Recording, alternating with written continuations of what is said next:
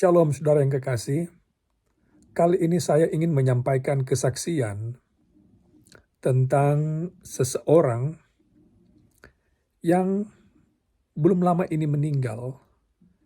Orang ini telah mengajar saya dalam banyak hal. Pertama kali saya mengenal orang ini atau bertemu dengan orang ini tahun 2020 ketika saya bergabung dengan sekolah di mana saya bekerja sekarang ini. Dia adalah mekanik sekolah. Dia adalah kepala bengkel sekolah. Pertama kali saya bertemu dengan dia sementara memperbaiki kendaraan milik sekolah. Impresi saya atau kesan saya yang pertama tentang orang ini adalah orangnya sangat bersahabat dan sangat rohani.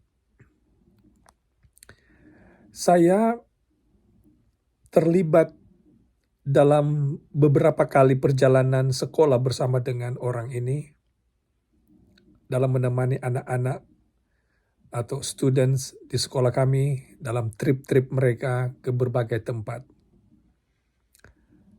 Ada hal yang saya pelajari atau yang saya perhatikan dari orang ini adalah dia kemana dia pergi, dia membawa traktat atau bahan-bahan bacaan yang dia rencanakan untuk dia bagikan kepada siapapun yang dia temukan. Saya kemudian karena memiliki beban yang sama, maka kami pun menjadi partner. Kemana-mana kami berjalan, kami bawa traktat, lalu membagikan itu kepada orang-orang yang kami temui dimanapun berada. Kami pun menjadi dekat oleh karena hal ini. Kami terlibat dalam pekerjaan-pekerjaan atau pelayanan misi beberapa kali. Ada hal yang istimewa tentang orang ini.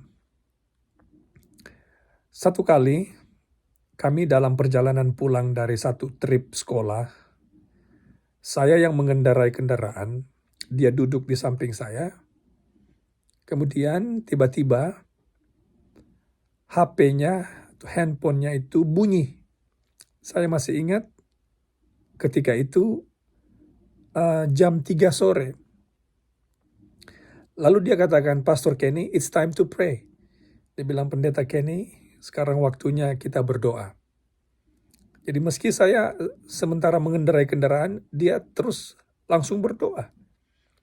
Dia mendoakan banyak orang, dia mendoakan para pendeta, mendoakan pekerjaan Tuhan di seluruh dunia, dia doakan sekolah di mana dia bekerja, seluruh staf di sekolah, dia mendoakan saya, dia mendoakan keluarga saya, dan ada banyak hal yang lain yang dia doakan.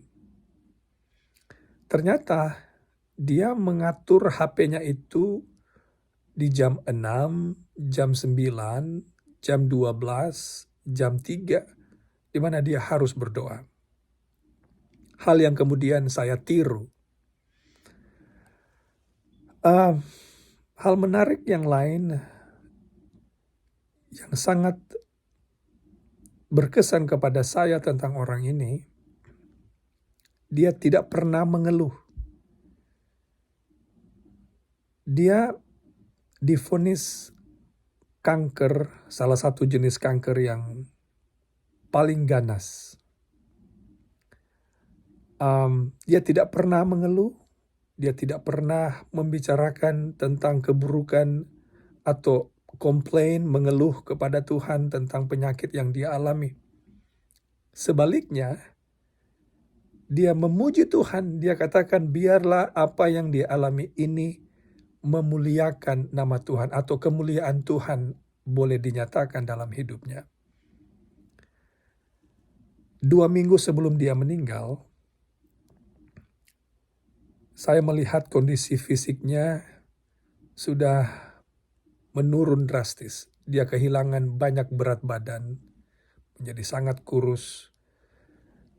Lalu saya lihat kemudian dia dengan kendaraan mobile, karena di sini di Amerika itu biasanya ada disiapkan fasilitas seperti skuter, tapi orang bisa duduk di atasnya, jadi bisa jalan kemana-mana. Dia masih sempat keluar berjalan di sekitar kampus, lalu saya melihat dia. Saya sempat berdoa untuk dia, dan itu adalah doa saya yang terakhir kepadanya ketika dia masih sadar. Saya berdoa dengan dia, lalu 2 minggu kemudian saya tidak lagi mendengar kabar, tidak lagi saya lihat dia di kampus. Ternyata belakangan kami dengar dia berada di rumah sakit, dan sementara berada dalam fase-fase terakhir dalam hidupnya. Ketika itu kami sementara masih ada di camp out, kegiatan sekolah. Dalam perjalanan pulang, saya dengan Vice President, dengan Wakil Presiden sekolah, katakan kami harus pergi mengunjungi sahabat kami ini, rekan kerja kami ini. Kami pergi ke rumah sakit, melihat dia di sana terbaring, sudah tidak sadar tapi masih bernafas melalui oksigen. Saya kembali bersyukur masih bisa berdoa lagi untuk dia.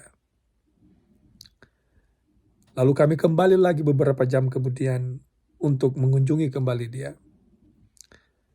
Saudara yang kekasih, sahabat saya ini mengatakan kepada kami bahwa apapun yang terjadi, dia sudah berada dalam keadaan damai. Hatinya, hidupnya sudah berdamai dengan Tuhan. Dia katakan, sekarang saya tenang, apapun yang Tuhan kehendaki terjadi dalam hidup saya mau memuji Tuhan. Hal yang sangat luar biasa. Inilah seseorang yang sangat setia.